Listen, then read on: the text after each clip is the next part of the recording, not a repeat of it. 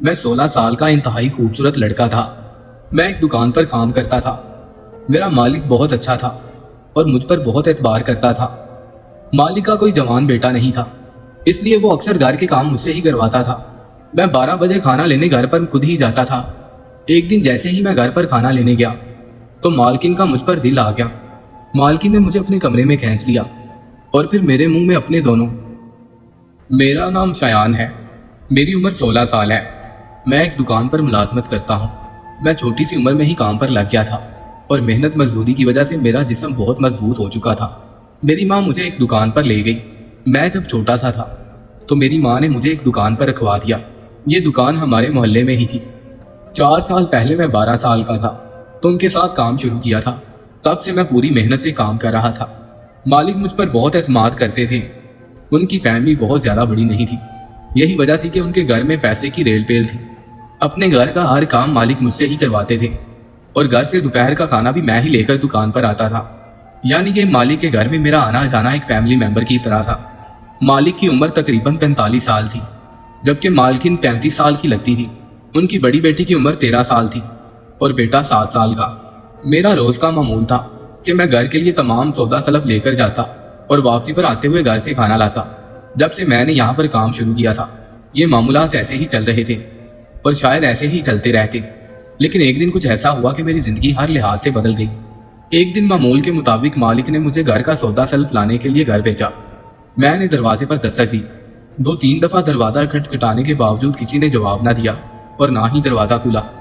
میں نے ایک دروازے کو ہلکا سا دھکا دیا تو وہ لاک نہیں تھا، اس لیے اپنے آپ کھل گیا۔ میں اندر داخل ہوا اور دروازے کو ویسے ہی بند کر دیا۔ چونکہ میرا گھر میں آنا جانا پہلے سے ہی تھا، اسی لیے میں بلا جھجک باورچی خانے کی طرف سامان رکھنے کے لیے آگے بڑھا۔ میں ابھی باورچی خانے کے قریب ہی پہنچا تھا کہ مجھے واش روم سے کسی کے سسکنے کی آواز نے روک لیا۔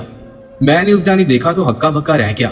واش روم کا دروازہ کھلا ہوا تھا اور مالکن دنیا جہان سے بے خبر اپنے کام میں مصروف تھی۔ اس کی عجیب حالت ہو رہی تھی، بالکل دیوانگی تھی۔ مالکن کو اس حالت میں دیکھ کر مجھ پر سکتہ طاری ہو گیا۔ میرا منہ کھلا کا کھلا رہ گیا۔ میں نے ایسا منظر زندگی میں پہلے کبھی نہیں دیکھا تھا جو میں نے آج دیکھ لیا تھا۔ میرے پورے جسم میں کرنٹ دوڑنے لگا، میری کانوں کی لو سرخ ہو گئی۔ پتہ نہیں کتنی دیر تک میں اسی کیفیت میں کھڑا رہا۔ ہوش مجھے تب آیا جب میرا ہاتھ شیشے کے گلاس کو لگا اور وہ نیچے گر کر ٹوٹ گیا۔ تبھی مالکن نے میری طرف دیکھا تھا۔ میں نے جلدی سے سامان سمیٹا اور کچن میں آ گیا۔ سامان رکھ کر میں ادھر ہی کھڑا ہو گیا۔ اب میں تھوڑا گھبرا گیا تھا، میں بہت ڈر گیا تھا۔ اچانک مجھے لگا کوئی میرے قریب آ کر کھڑا ہو گیا ہے۔ میں نے سر اٹھا کر دیکھا تو مالکن میرے قریب کھڑی تھی۔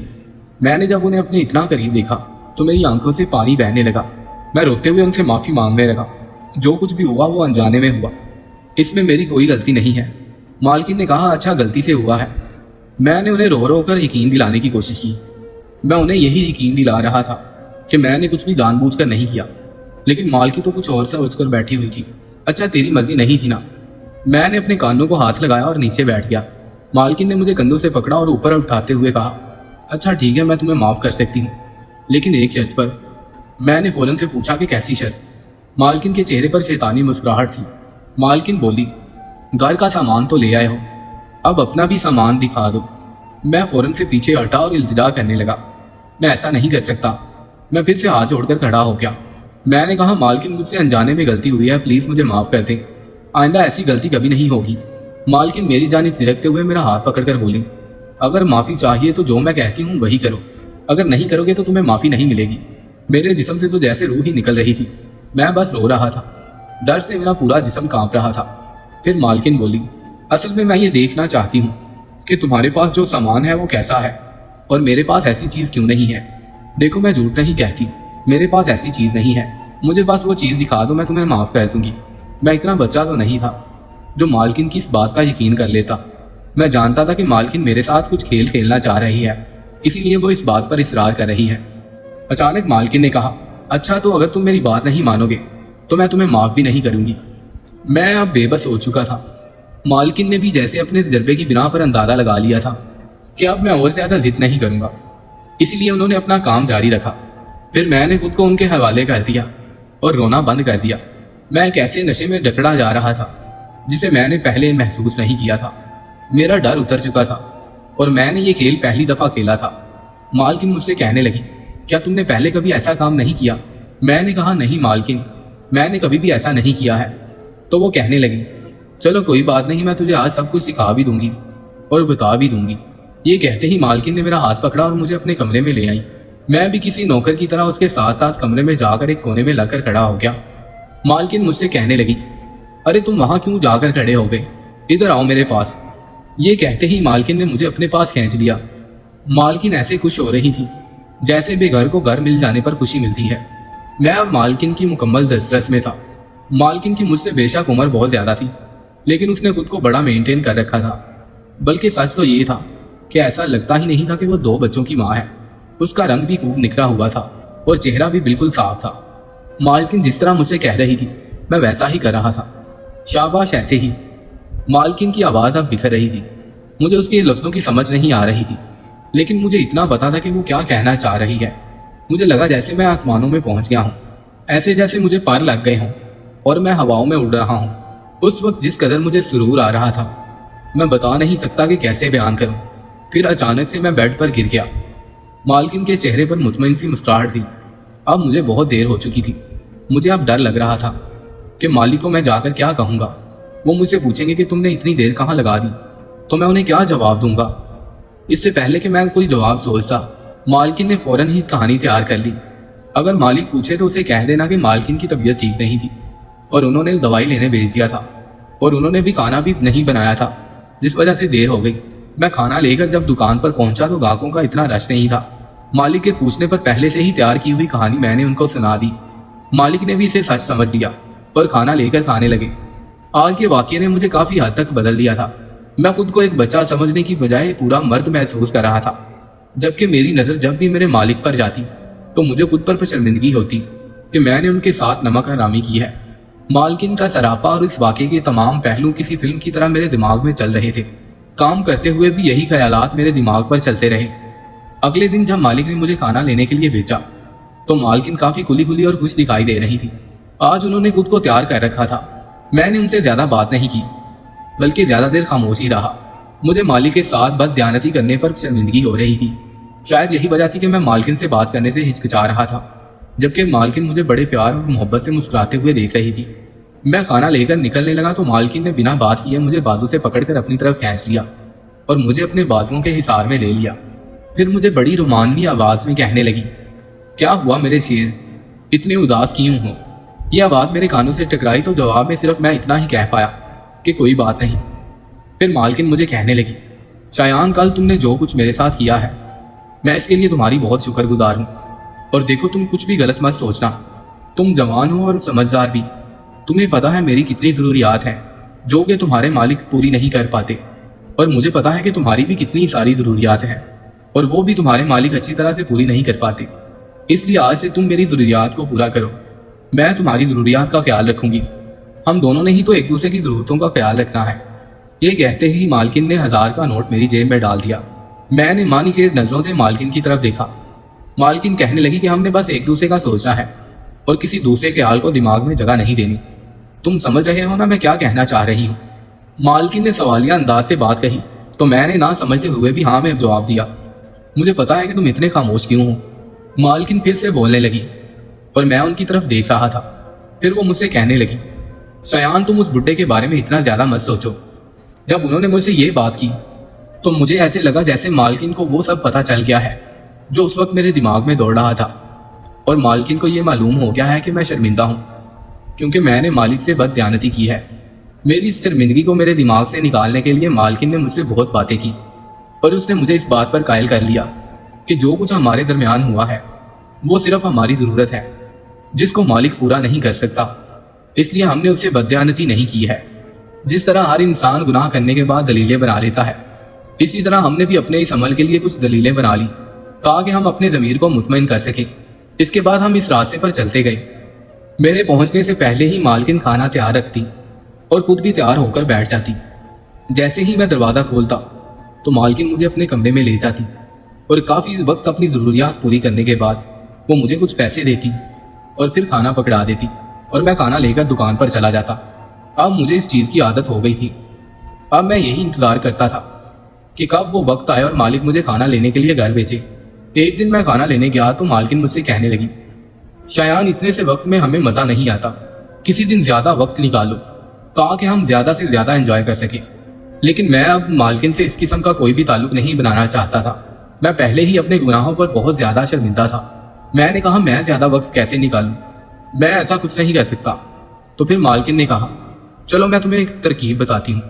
دوسرے دن جب میں کھانا لینے گیا تو مالکن کافی خوش نظر آ رہی تھی۔ میں نے وجہ پوچھی تو وہ مجھ سے کہنے لگی، اگر تم 4-5 دن کے لیے دکان کی ساری ذمہ داریاں سنبھال لو اور گھر میں یہ بتا دو کہ دکان پر کام بہت ہے، اور یہ بھی بتا دو کہ تم رات کو گھر نہیں آ سکو گے بلکہ مالک کے گھر ہی رات گزارو گے، اگر تم ایسا کرتے ہو تو میں تمہارے مالک کو بھی دوسرے شہر بھیج سکتی ہوں۔ میں نے پوچھا وہ کیسے؟ تو مالکن بتانے لگی، مالک کی بہن پچھلے کئی دنوں سے دوسرے شہر میں بیمار ہے، لیکن مالک دکان اور گھر کی مجبوری کی وجہ سے اس کی تیمارداری کے لیے نہیں جا سکا۔ اگر تم دکان اور گھر میں رہنے کی حامی بھر لو تو میں تمہارے مالک سے بات کر سکتی ہوں۔ میرا دل تو نہیں کیا اس کام پر، لیکن میں نے حامی بھر دی۔ دکان کا سارا کام میں بخوبی جانتا تھا اور گھر میں رہنا بھی میرے لیے مشکل کام نہیں تھا کیونکہ مالک مجھ پر پہلے ہی اعتبار کرتا تھا۔ پھر مالکن نے کہا کہ ٹھیک ہے، میں تمہارے مالک سے رات کو بات کروں گی، لیکن اگر وہ تم سے کل کچھ پوچھے تو تم یہی ظاہر کرنا کہ تمہیں کچھ نہیں پتا۔ ٹھیک ہے مالکن، آپ فکر نہ کریں، میں ایسا ہی کروں گا۔ دوسرے دن دکان پر مالک نے مجھے پاس بلا کر پوچھا، کیا تم میری غیر حاضری میں دکان چلا سکتے ہو؟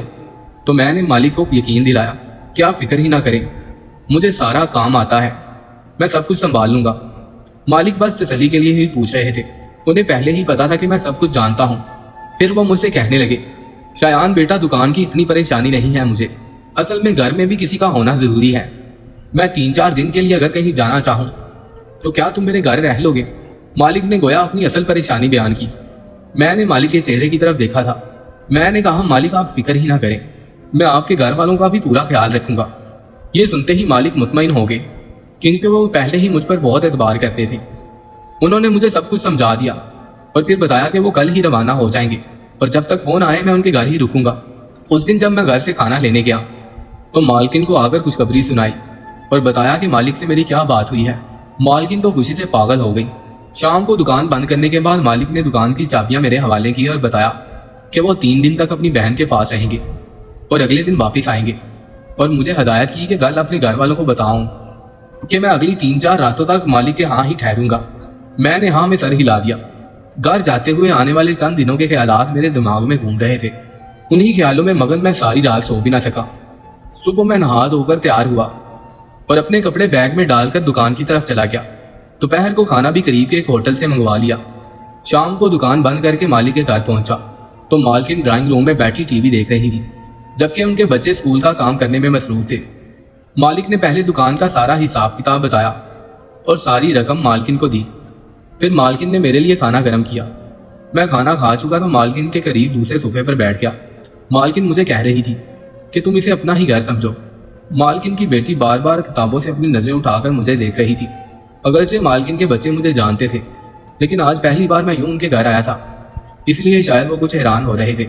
مالکن کی بیٹی 14 سال کی تھی اور وہ کافی سمجھدار تھی، اسی لیے اسے پتا تھا کہ ان کا باپ گھر نہیں ہے اور میں ان کے گھر رہوں گا جب تک ان کا باپ واپس نہیں آ جاتا، اس لیے وہ نارمل ہی دکھائی دے رہی تھی۔ پھر اس نے اپنی ماں سے بہت سارے سوال کیے کہ میں ان کے گھر کیوں آیا ہوں۔ مالکن نے اس کے تمام سوالوں کے جواب دیے، اس لیے وہ بھی مطمئن ہو گئی۔ مالکن کا بیٹا کھلونے چھوڑ کر میری گود میں آ گیا اور مجھ سے کھیلنے لگا اور کھیلتے کھیلتے میرے پاس ہی سو گیا۔ مالکن نے اسے میری گود میں سے لینے کے لیے میرے قریب جھکی۔ میری نظریں غیر ارادی طور پر مالکن کی بیٹی کی طرف اٹھ گئی کہ کہیں اس نے اپنی ماں کا میرے اتنے قریب جھکنا دیکھا تو نہیں، لیکن وہ اپنے کام میں مصروف تھی۔ مالکن نے بڑی اچھی پرفیوم لگا رکھی تھی جس کی خوشبو نے مجھے تڑپا کر رکھ دیا۔ مالکن نے اپنے بیٹے کو اٹھاتے ہوئے کہا، شایان تم بھی آؤ، میں تمہیں تمہارے سونے کی جگہ دکھا دوں گی۔ میں خاموشی سے اٹھا اور مالکن کے پیچھے چل پڑا۔ مالکن نے پہلے تو اپنے بیٹے کو بیڈ روم میں لٹایا، پھر ایک کمرہ چھوڑ کے اگلے کمرے کا دروازہ کھولتے ہوئے کہا، یہ تمہارا کمرہ ہے، باتھ روم کا تم کو پتا ہی ہے کہ کہاں ہے، جب تک تم یہاں ہو تمہیں کوئی ڈسٹرب نہیں کرے گا۔ یہ بات کہتے ہوئے مالکن نے مسکرا کر کہا۔ کمرہ دیکھنے کے بعد ہم واپس ڈرائنگ روم میں آ گئے۔ جب تک بچے جاگ رہے تھے ہم کسی بھی قسم کی حرکت نہیں کرنا چاہتے تھے، لیکن ہم دونوں ایک دوسرے کی طرف دیکھ رہے تھے، لیکن ہم اپنے مچلتے دل کو ابھی قابو میں رکھنا چاہتے تھے۔ مالکن اور میں کافی دیر تک ادھر ادھر کی باتیں کرتے رہے۔ جب رات کے 9 بجے تو مالکن نے اپنی بیٹی کو سونے کے لیے کہا۔ میں بھی سونے کا کہہ کر اٹھ گیا۔ سونا کسے تھا، بس بچوں کو مطمئن کرنا تھا کہ سونے کا وقت ہو گیا۔ मैं बिस्तर पर आके लेट गया और मालकिन के साथ होने वाली मुलाकात के तस्वुरात में घूम गया। मैं खुद को खुशकिस्मत से तसव्वुर कर रहा था कि मालकिन जैसी खूबसूरत औरत मुझ पर फिदा थी और मेरी ज़रूरियात का भी ख्याल रख रही थी। मैं इन्हीं ख्यालों में गर्क था कि कमरे का दरवाज़ा खुला और मुझे मालकिन का हेवला नजर आया। शयान सो गए हो क्या? मैंने कहा, ऐसा कैसे हो सकता है भला? अच्छा आओ मेरे साथ मेरे कमरे में चलते हैं। मालकिन ने मुझे उठाकर अपने कमरे में अपने साथ ले आई। मैं तो बस मालकिन का गुलाम था। वो जैसे जैसे कह रही थी मैं वैसे ही उनका हर हुक्म बजा ला रहा था। मालकिन ने अजीब सा ड्रेस पहना हुआ था। मैं उनका ये रूप देखकर काफी बेताब हो गया, लेकिन एकदम से मेरे ऊपर खौफे खुदा तारी हो गया। न जाने कैसे मेरी सुनी गई कि मुझे इस गुनाह के करने से छुटकारा मिल गया था। ये तो सच है कि जब कभी भी एक गैर महरम औरत और मर्द तन्हाई में इकट्ठे हों तो तीसरा उनमें शैतान होता है। लेकिन उस दिन ऐसा हुआ कि उस दिन मैंने मालकिन की एक भी बात ना मानी। मेरे जिस्म पर कपकपी तारी हो गई। मैं फौरन वॉशरूम के बहाने बात की तरफ गया और कितनी देर तक अपने ऊपर पानी गिराता रहा। मैं किसी भी तरह करके मालकिन के चुंगल से बचना चाहता था। मैंने अपने दिमाग पर ठंडा पानी बहाया और फिर बाहर आ गया। मालकिन काफी देर तक मेरा इंतजार करती रही। मैं जब बाहर निकला तो वो मेरी तरफ बढ़ी, लेकिन मैंने उसे अपने से दूर कर लिया और मैंने उसे साफ मना कर दिया कि मैं ऐसा कुछ नहीं करूंगा। तुम्हें अपने शौहर के साथ बददयानती नहीं करनी चाहिए। तुम्हारे छोटे छोटे बच्चे हैं और मैं खुद भी गुनाहगार हो रहा हूँ, इसलिए मैं आइंदा ऐसा कुछ नहीं करूंगा। मैं उसी वक्त घर से निकल गया और मालिक की दुकान खोलकर वहीं पर सो गया। 2 दिन मैंने ऐसे ही गुजारे और जब मालिक वापस आए तो मैंने दुकान उनके हवाले कर दी और वहां से काम छोड़ दिया। अब मैं किसी फैक्ट्री में काम कर रहा हूँ और मैं आज भी अपने गुनाह पर शर्मिंदा हूँ।